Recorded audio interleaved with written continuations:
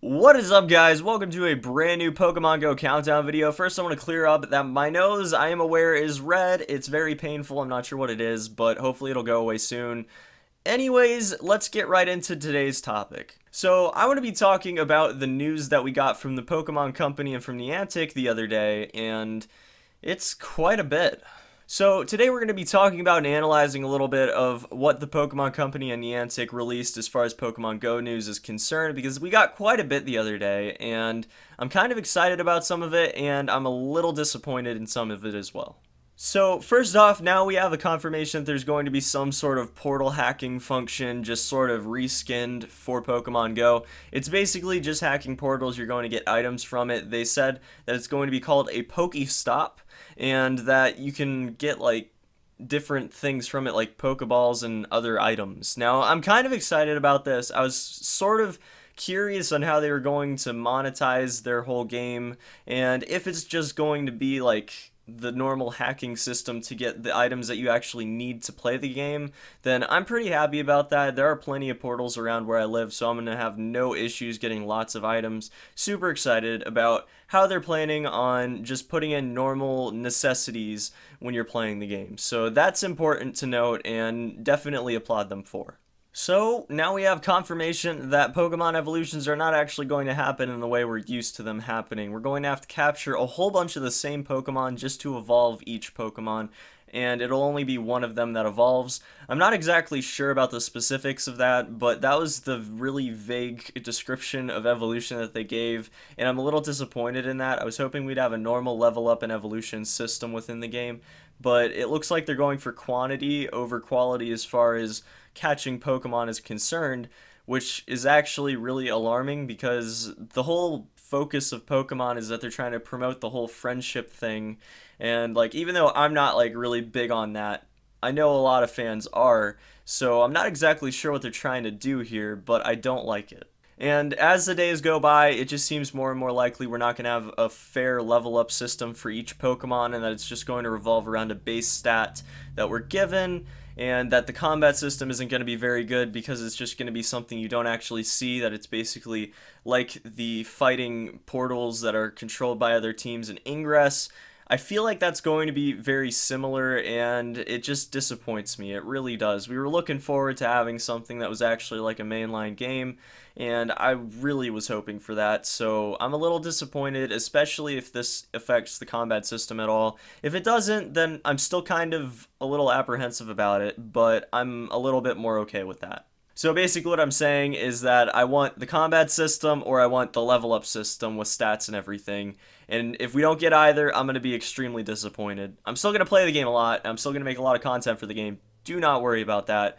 But I'm just going to be really disappointed, guys. So now we have confirmation that there are going to be 3 separate teams, and they're probably going to be like red, blue, and yellow, or red, blue, and green, or something like that.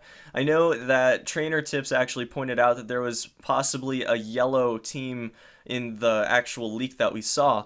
Now, I'm not exactly sure about the validity of those claims because that was a color corrected image, and what we've seen doesn't indicate that at all. We haven't seen a third color necessarily yet, but it's definitely possible, and I think that that's good to point out that there's definitely going to be a red and a blue team, maybe a yellow team. Now, finally, we have possibly the most alarming news of all, that gyms are going to be basically like Ingress completely, and if they make it so each individual Pokemon gets deposited into a gym and then it just dies, like it's just gone once you deposit it, you can't recover it from the gym, I am going to be just really, really disappointed. All my expectations dropped out. Like, that is like the worst thing that they could possibly do, considering that a lot of their fans, again, subscribes to the idea that it's like a friendship thing and that the whole franchise is promoting friendship and you're supposed to be friends with your little creatures, and that just suddenly they just take that away from you by making it so you permanently just throw a Pokemon into a gym to protect it. That would be stupid. I don't like the way that they're mixing forts and gyms together. I think they would have worked better as a separate entity where a gym is like you actually fight there and then a fort was just a side thing that you worked on separately. I think that that's a horrible mistake if they are in fact doing that, which it really does look like that.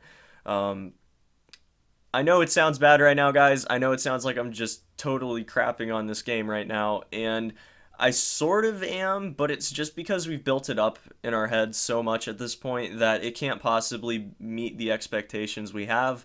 So unfortunately, it's just going to be like that. And I'm going to play the game no matter what, and I'm going to enjoy the game no matter what, but it doesn't mean I can't be disappointed that it doesn't meet my astronomically high expectations. So now to just lift your spirits up after I've just destroyed everything in my path here, I just want to say something good. So the Pokemon Go Plus is coming out soon. I'm pretty excited about that, and they actually said, like in their actual article, it's going to be coming out soon.